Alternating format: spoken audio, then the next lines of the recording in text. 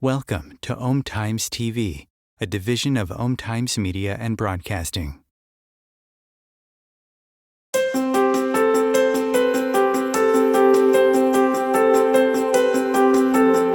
"95% of our lives are run and created by our subconscious mind programming. Imagine if your subconscious mind is running many negative, disempowering, and self-sabotaging programs. How will that 95% of your life turn out to be? Would you like help to change your subconscious programming into something that works for you and set it to attract and create everything you desire? Join Tamra Oviatt in her show Metaprogramming and the Human Biocomputer here on Om Times, where she will connect to the source energy and change your subconscious programming by deleting your negative belief systems. Tamra is the founder of Sacred Activations, a subconscious metaprogramming modality that rewires your brain and shifts hundreds of your belief systems so you can break away from lack, pain, and suffering and take control of what you want to create in your life. Tamra has helped hundreds of thousands of people worldwide, and she is here to help you too. It's not about fighting what you don't want. It's about creating what you do want. And the only way to do that is to change and upgrade your subconscious programming. Let Tamra help you create magic in your world. Tune in every week at Metaprogramming and the Human Biocomputer. Hi, welcome to this week's Metaprogramming in the Human Biocomputer. We are definitely going to run some activations today. I have an amazing guest who is a Sacred Activations master, plus so much more. She's the author of 4 books now. She channels light language. She's an artist. She's a coach to help you get into your power and really live the life you desire. She's absolutely incredible. So stay tuned today. We're going to have some great deep conversations, and we're working on wounded healers. So if you're a mom, you're a healer. So this is really, or a dad or whatever, you're a person, you're a healer. So that's really what this is about, to help us heal these wounds so that we can step more and more into our power. And then at the end of this today, and if you're joining in live, please help me. I need some help. I've been told I have to do a background on me, my childhood and stuff, and growing up to where I'm at now for a book. And so it's going to be good. I'm excited to share it with you, but I need some help writing it. So if you're on live, please make sure that you ask me some questions, and it'll help me go into some more stories, but we're going to stick to certain ages and follow that through. So thank you so much. And I'm excited to be here. Make sure you're on the website to get notice if you want to join us in live and get some free activations. Anyways, here's my friend, Patricia Walls, absolutely incredible being. Hi, Patricia. Hello, everyone. How are you doing, honey? Welcome. Thank you. So we were going to talk about wounded healers today, and it's a timely subject for a lot of people, because this is the time really that we should be, as my sister Lisa puts it, selfish about our own healing, right? Because we can't help others if we're not a clear channel. And so I was excited to be able to come in here today and not only share with you, but also get the benefit of some activations to help us clear all of that from Tamra. So thank you, Tamra, for inviting me. Oh, absolutely. Yeah, I'm absolutely thrilled you're here today. You blow me away with your intuition and your knowledge and your connection. I think you're absolutely incredible, amazing. And sometimes when I'm stuck, I call Patricia, and she'll take me into a guided meditation. Then I take it from there. Sometimes I need that help walking in, and it's very cool and an amazing assistant. She's also a HQQT. How do you say that? QHHT. Yeah, quantum healing hypnosis technique. Yeah. Hypnotherapist. Yeah, I took the class, but I never did the curriculum to get my license. So I did it just to do the class. Anyways, Patricia is certified and she's amazing at that. If you're familiar with Dolores Cannon's work, it's really cool, but she's so much more than that. She's so much more than a master sacred activations practitioner and actually a teacher, but she doesn't teach. She helps in other ways. So share with us what you do and how you help people. So I started out in shamanism, of course, like most of us here have done, because I wanted to know more about self, about true self, the earth teachings. And so I started out that way, and it blossomed into learning about Reiki and learning about, so after Reiki, I think it was theta healing. And after theta healing, it was hypnosis and then sacred activations. And I'm of the nature that I believe we should never stop learning. Doesn't mean we have to practice it, but we should never stop learning and growing and wanting to be better in who we are. And so that's really what brought me to sacred activations. And I think I was in the second class that you gave, not the first class, but I'm pretty sure I was in the second class that you offered in sacred activations. And the reason I personally don't teach anybody else's, because I'm licensed to teach several different modalities, but I don't teach them because, and this is not a discredit to anybody else out there, but I really, no, I'm not even going to say that. But anyway, I don't teach because I don't want to do a disservice to Tamra and to other people who have developed these modalities. And there's nothing wrong with other people teaching them. It's just not for me. Because what I found for me personally is that once I learn something, it expands me and it opens me up to more knowledge about that one thing.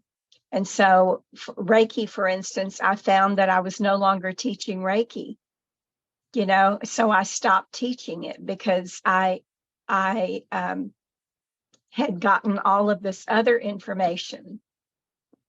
So hold on a second.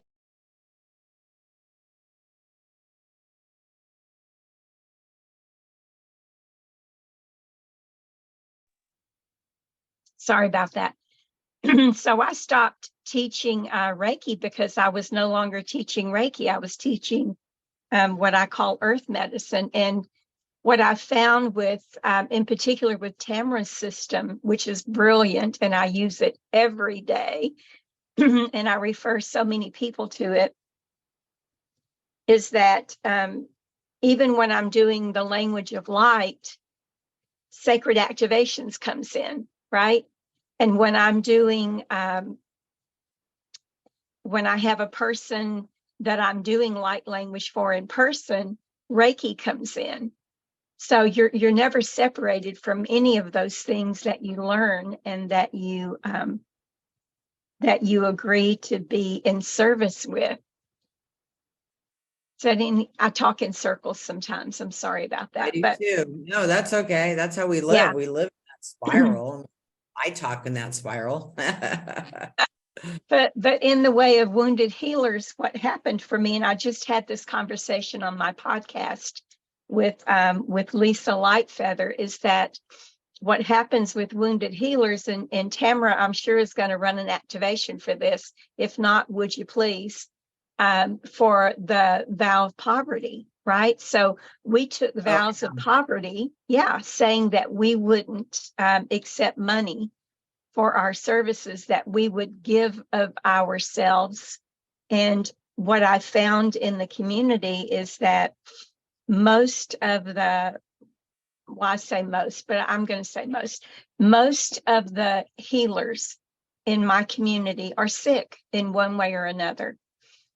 Some of them have crippling diseases. Some of them are just crippled because we were taught, in the old way, we were taught to take in someone else's illness.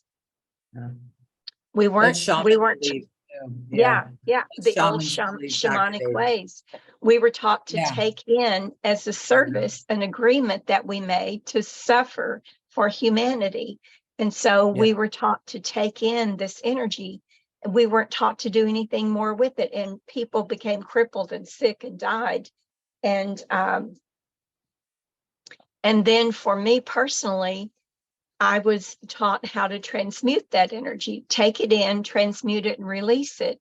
Well, that was okay for a while, because that also took a great amount of energy of my own to do this, to take in energy, to transmute it and release it. And then they reminded me about what's called the hollow bones, where you agree to simply be a channel, that you're not using your own energy. You're using source energy.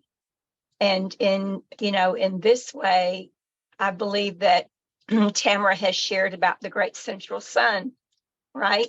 And using that energy to heal oneself and others. And so I am at that point in my evolvement that I never use my own energy. And so I'm not wiped out at the end of an event or a healing session because I'm not using my own energy. I'm using source energy. So our other conversation, and you can stop me anytime, Tamra, but I'm just these are my points of interest, and then, we can work around that. But the other thing was the law of karma. And so one of the things that the beings that I work with pointed out to me was that when you become a person of service, and you don't ask for anything in return for that service, that person becomes indebted to you. And so there are all of those indebtedness. I'm not going to call them karmic debts, but they are indebtedness, either emotionally or spiritually. They are indebted to you if you don't receive some kind of energy exchange.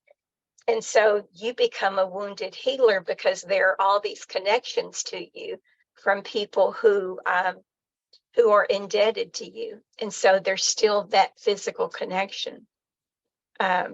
Cords, some people call them cords and hooks. Yeah, you know what's funny about that is there's people that owe me money, and I just like, your debt is clear, don't worry about it.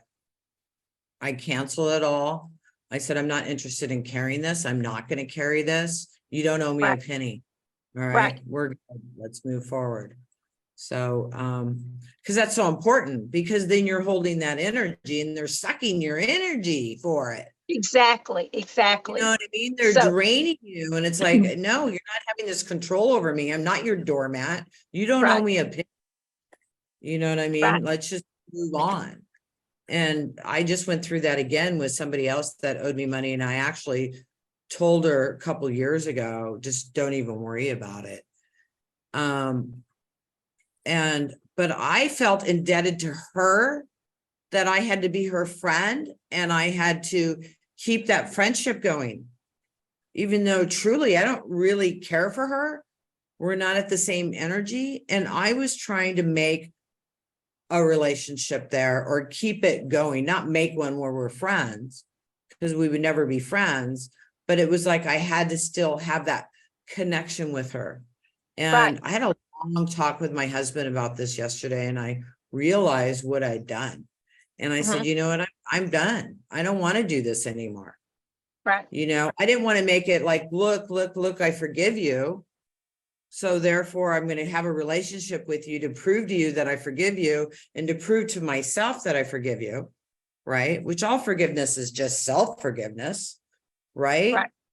So yeah, I was tangled up in all of that. And these other ones I let go earlier, but this was a big one. And I just actually completely let it go this morning. I had the conversation with my husband, and then I just sent her a voicemail and just sent her love. But I'm backing out. and it wasn't about her that she did these things wrong. I didn't say anything like that. I just said, I have decided not to move forward, and I want to thank you for everything. So, we need to know that. So let's talk about that. What does that bring up for you? For me personally? No, not for you personally, but what do you think about what I said? So in the way of cords and hooks, right? Whenever you create a relationship with someone, there is a cord between you, and there is energy that goes back and forth in that cord. There are frequencies that move back and forth, and sometimes those frequencies are not healthy. And so what happens sometimes with people who do this work is that there is the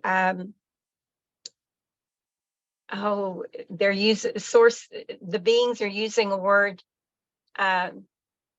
starts with an I. People become connected to you, that people love you, they want to be near you, they want to be connected with you, they want to learn everything that you know. And so they themselves are wounded healers because they're putting everything that they should be into someone else's. Enamored, they become enamored with you. Is that a word? Yeah, guru. They're like, that there's some activations like that, putting people on a pedestal, because I saw people doing that to me and I ran. It freaked me out. It's like, I don't want to be put on a pedestal. Do you remember that story? I don't know if I told you this. This was like 2000, I don't know, 15, 17, somewhere in there. I was over in England with a friend of mine, and we went out. There's this place you can go out and they sing the blues, and it's all these different people that come up on Sundays from like 5 to 9. It's an early night. Perfect, because I go to bed at 9 o'clock. So we had some wine and we were dancing. We had a blast. And I went home and I went to bed, and I woke up in the morning and I got on my cell phone. I was up at like 3 a.m. I got on my cell phone. I went on Facebook Live and I said, F you, I am not your guru. I remember that. Yeah. Yes, I said it over and over and over again, because these people were like putting me on a pedestal, and I freaked out. It's like, no, you don't put me in charge of you. You're in charge of you. Yeah. I'm happy to help you, but I don't want to get knocked off a pedestal. I'm one of you. So, so keep going. Because, we do that to people, and I did that to Dr. Sankey. I was talking to Dr. Sankey. We started the show late today because Dr. Sankey called. I love Dr. Sankey. He's been a guide to me, for the last 25 years. But I see him eye to eye now. I don't see him as the guru because I did that to him. Right. And now I see him as eye to eye, and it's so beautiful. Right. So keep. So a lot of people, they use that, but they use that to discount themselves and to make themselves seem smaller than they are. It's also passive aggressive to do that to someone, right? To put someone, to make someone out to be greater than you are, because then there's the expectation. And when you don't fulfill their expectation, then they get mad at you. Then there's a wound. There's a wound created. There's a dark arrow sent towards you. And so it's just not a nice thing to do. And we were all created, my belief system doesn't have to be anybody else's, but we were all created at the same time. We are all the same age. And we basically have all the same gifts and knowledge. It's just that in this particular third dimensional body that we're in at this particular time, I may have more experience than another person in a particular field, right? Which helps me to share information and helps them to remember, because we all know everything already. Right. But I like to help people remember specific things that I have experienced in this experience. And Tamra, you are one of the people, we had a conversation, you and I, in one of our talks. And I had shared that I felt really odd whenever people put me on that pedestal, because, and one of the things that I would tell people in the past, one of the things that I would tell people is that I am not any better than they are. I don't know any more than they know. And you stopped me and said, no, wait a minute. You have more experience than them, maybe. So never tell someone that they are the same as you, because that's discounting you. And I really appreciated that, because it helped me. Oh, yeah. Okay. I do have to give credit to myself for Absolutely. for what I have learned, what I have paid to learn, and what I have paid in experience to learn, and what I have suffered to learn. I have to give myself that much credit. And so you helped me to remember that. So thank you very much. Yeah, for that. But we essentially are not, any of us, different. We just came here and we are at different levels of remembrance right now. And so one of the things, or in my profile, what it says is that I help people to remember who they are and what their gifts are. Yeah, because we're all part of the tapestry. We're all pieces of the puzzle. We all have different information, and we're here to support each other. Right. And, I'm here to support some people. You're here to support some people. We're here to support the same of some people. And then all different ways in life is they're supporting that soul. Yeah, if that it's makes pieces of a puzzle. Yeah. Yeah. And then we all different... play a part in this game, this thing that you call the game, right? We all play a part in that. Yeah. I mean, if we were all really good housekeepers, then what would the housekeeper do? Right. You know what I mean? If we were all good radio show hosts or whatever, or light language people, then what would other people do? We all are different, but we're all the same. So I agree with you. We're all created at the same time, and we're all playing different roles. We came here to learn. We came here to share, and we came here to play full out. And sometimes we get sidetracked, because trust me, this is a really good game. It's a really, really good video game. We could get spun out. We could be stuck somewhere and forget what we're supposed to be doing. Mm-hmm. So you're here to help people remember what they came here to do, and to help them get out of their way so they can continue on their path. Right. Yeah. And I do that in a number of ways, things that I've learned throughout my time in this body. And now that I've learned how to connect to source, then I also help people remember those things that I haven't experienced in this life, but I've experienced in other lives. So, well, yeah, because your timeline is all here now. So you have access. Well, so is the connection to the universe. You have access to everything to be able to help people whenever that comes through, and however that comes through. But to get there, all those trainings you did helped you get to where you are now to do what you're doing. Exactly. I'm thankful for every training I've had, and like you, I don't teach other people's modalities. Well, because I teach my own. And I'm thankful for all the teachers I have also out teaching my modality, or it's not my modality. I get to manage it. I'm very clear that this was gifted to me to share with people. I'm not the owner of this. I'm the manager of it. I'm the gatekeeper for it. Really. Right. Yeah. And I do. So that's why I was saying sometimes words don't accurately describe things, and the English language is so distorted anyway. But it serves a greater purpose for humanity to have teachers of the system that you developed and created. It serves humanity for people to go out there and share it. I was just saying that is not my path to go out and share that. but I do share it. I just don't teach it. But there was something else, and I lost my train of thought because they're talking to me all at once. Well, why don't you just connect in for a second and bring us some messages? Okay.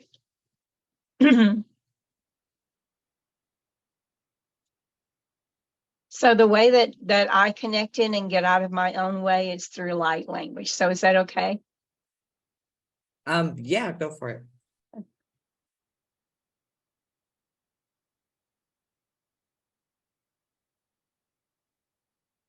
He no mohon dahia she elele ko onga me na he andahia la de be e to loi mas e lai en kere bo utuea be a buitai she la ya na he ataki gole he en chuli mu unkai be a da de he che la ire be ko loi mahash ele anti wodabo be a di kule a shai le he ento unto to ire kai ire unkai he mo omba he ati ilu ui ma chale ati kai de be eto hai mo omba e she ele eti gole e de lai mo ohombo e atai e she ala e ke onko koi manana be pi u he pa ash ela e ata.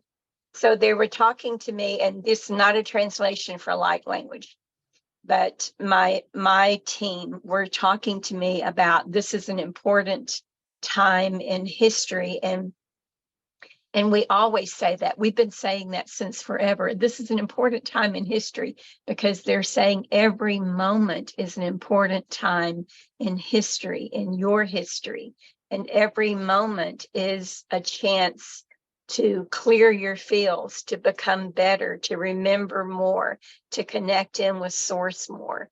And they are happy, and they're saying they are ecstatic, actually, for all of you who have chosen at this time to learn more, to be more, to expand more, and to connect in more. They're very happy about all of that, and they're happy to see you here today. And so I do want to talk to you about making sure that your energy fields are clean and clear. And someone earlier asked for a clearing. But clearings can be done in so many different ways. There's so many teachings on it. And so it's just a matter of finding that one way to that you are comfortable with. And so when we were talking about what is something they can do themselves in their home? Exactly. Yeah. And so when you were talking, Tamra, about remembering, or we were talking about remembering, and different modalities will key you to remember things like, I'm going to get off subject for a second with a modality that's called emotrance. And so when Source led me to that modality, I read the title of the book, and it was like, I don't want to know that. That's not anything I'm interested in. And they kept sending me back to that one book. And I finally said, okay. And I downloaded it and read it.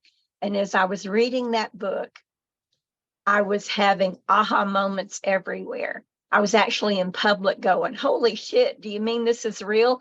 Because I was reading her book, but I was reading my life. And she was simply putting in writing and putting into a form that a person could use.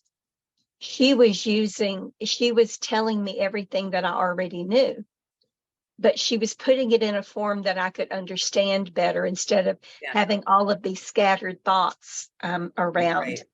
And it was about energy. Yeah, it was about healing your emotions, and how your emotions affect your everyday life in a whole pot of different ways. And so sometimes people come to sacred activations. I've had this happen when I was teaching it.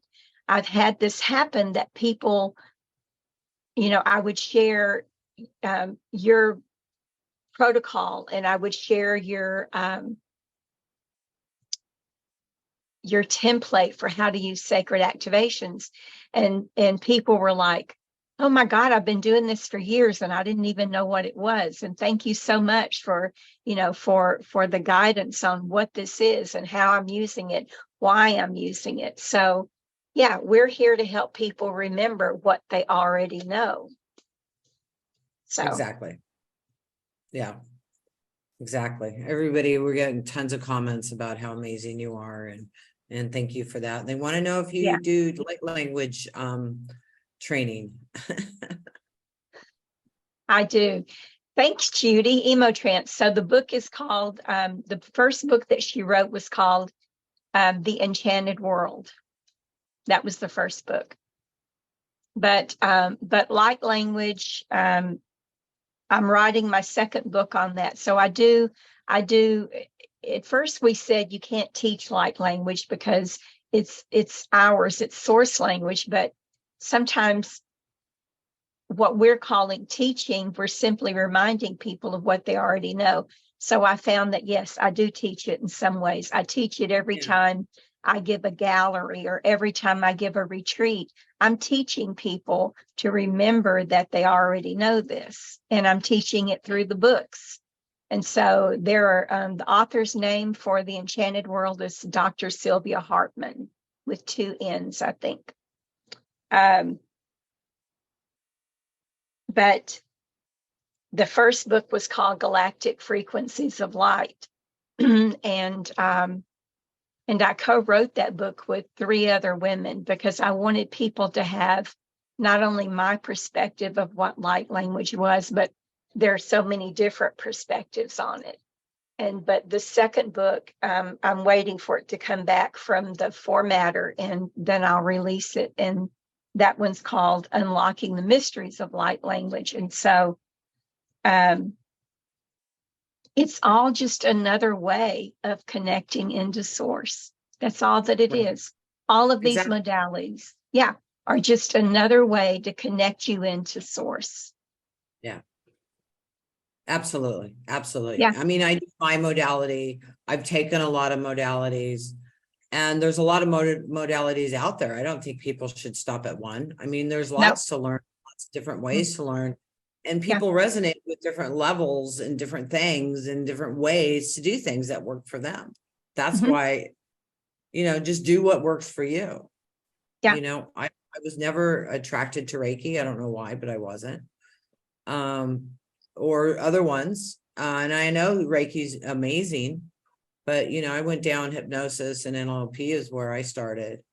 And then went into theta healing, and then received sacred activations in the Rosalind Chapel in 2012. And my life's never been the same. Anyways, so thankful for that. We're going to Rosalind Chapel in October. I finally get to go there in October. Oh my God, I'm so excited for you. I'm trying to decide. You're not going to believe what I did.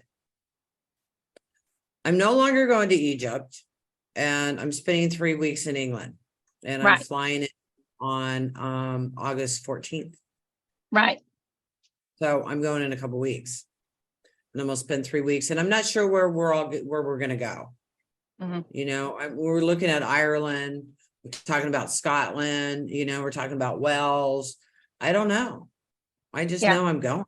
I got 2 days in Glastonbury, nothing else booked after that. I'm going to be traveling with my friend Wes. He's going to be doing the driving.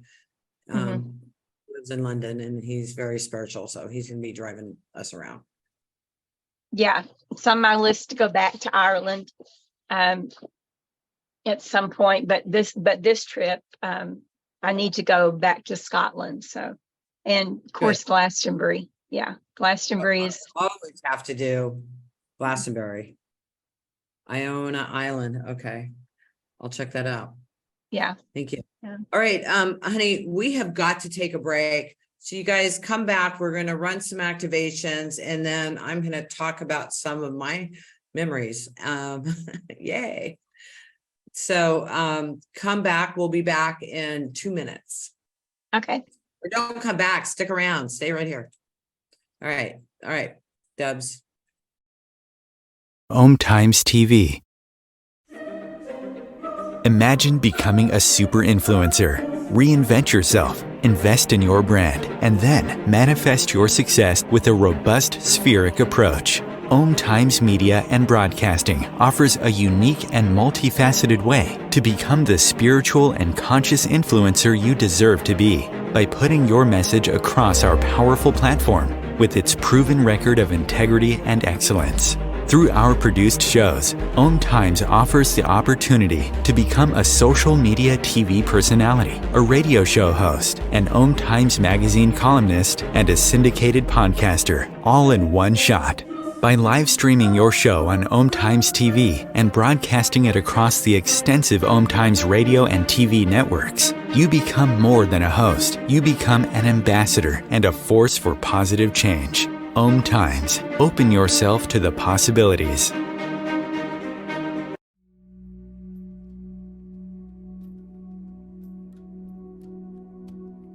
Do you want to go deeper into sacred activations, which is a subconscious metaprogramming process?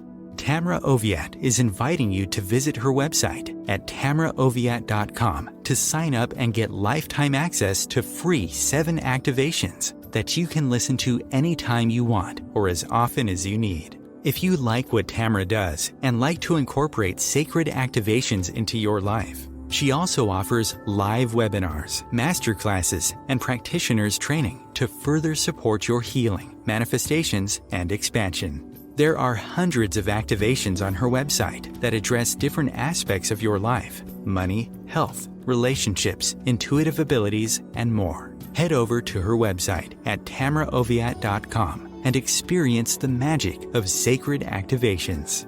Thank you for listening.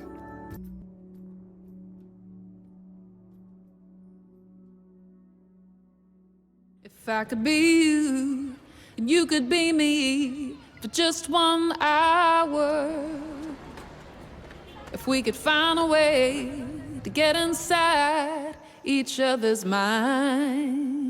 Walk a mile in my shoes. Walk a mile in my shoes. Well, before you abuse, criticize, and accuse. Walk a mile in my shoes. So hi everybody, welcome back. So we're going to run some activations and clear some cords off of you. I absolutely love what Patricia was talking about. So we're going to run the vow of poverty, shaman beliefs, the law of karma. And karma is a bunch of crap, you guys. You know, you don't have to hang on to that stuff or be tortured or anything else. People indebted to you, the wounded healer, and we're going to release the codes. So go ahead. So can you also run something for sovereign being?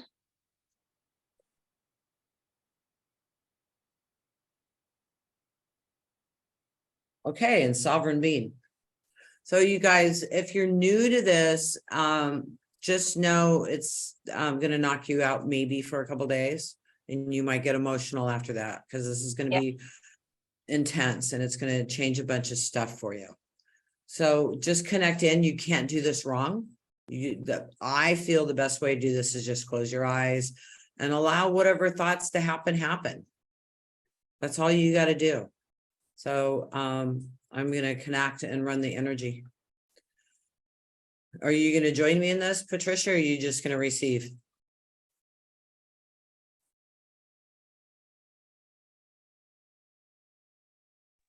You're going to receive? Sorry. Yeah, I was muting my microphone so I wouldn't interrupt you. Okay. I'm going to lend my energy to it. Okay. All right. And cool. receive. All right, guys. Okay. Here we go.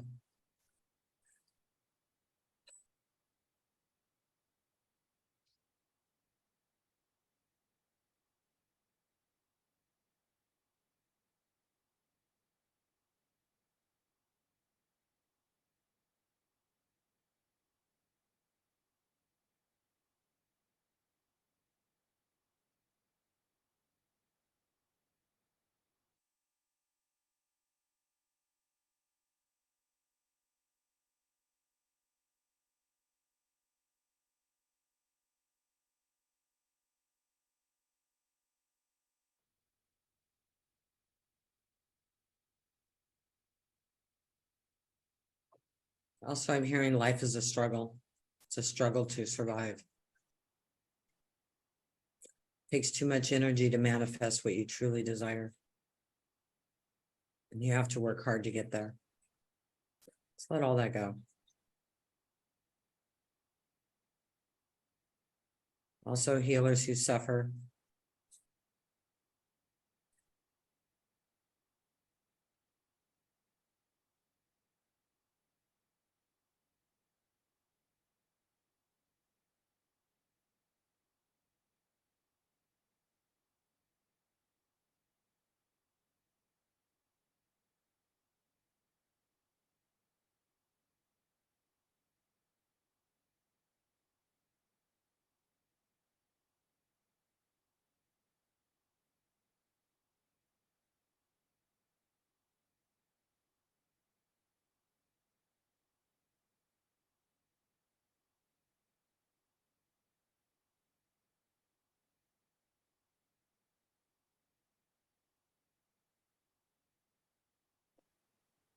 If dreams have no power, but we're living in a dream, therefore we have no power in the dream. Let's let that go.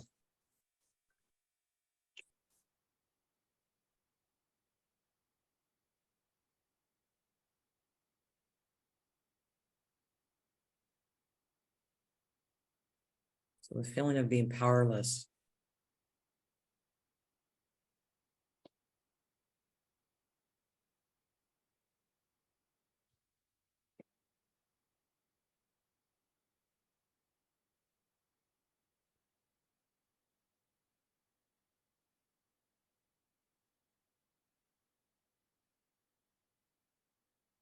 So we're cutting all the cords, but more than that, we're activating your pillar of light. We're removing any cords. We're removing any heartstrings and any chains. And also spears or whatever else there is there. Curses, blessings.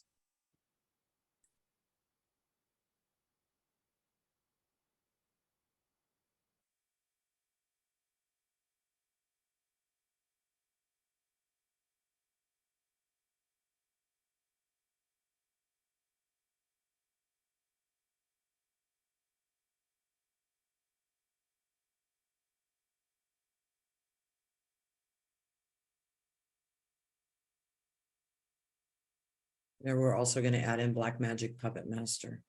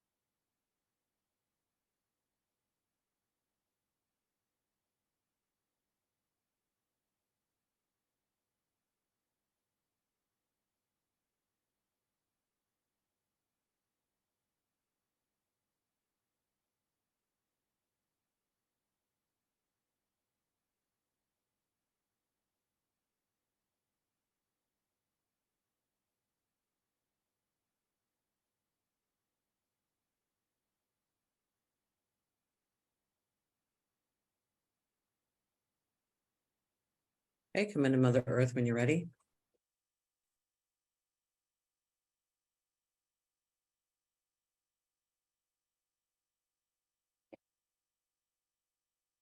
This energy is going to continue working with you for the next few days, weeks, even months, and it'll continue to shift you. And with that, you'll feel freer to be able to be you.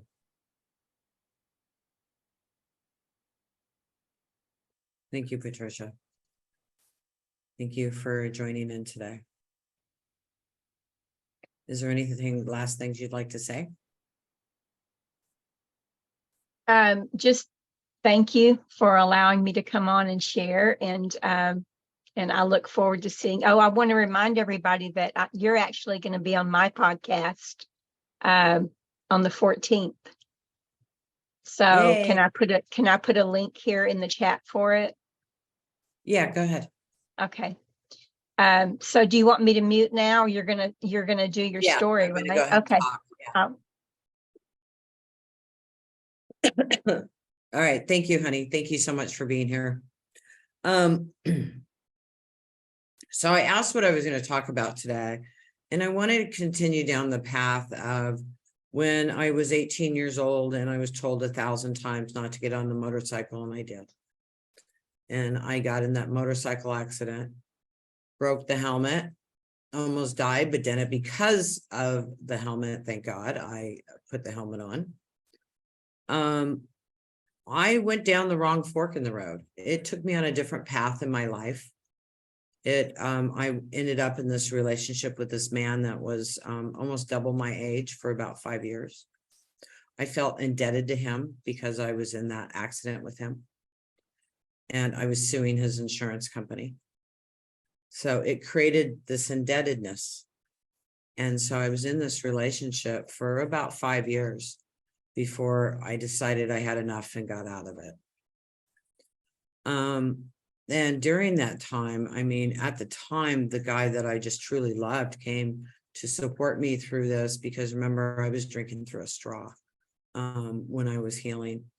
And I walked away from him because of this indebtedness to this other man that I felt.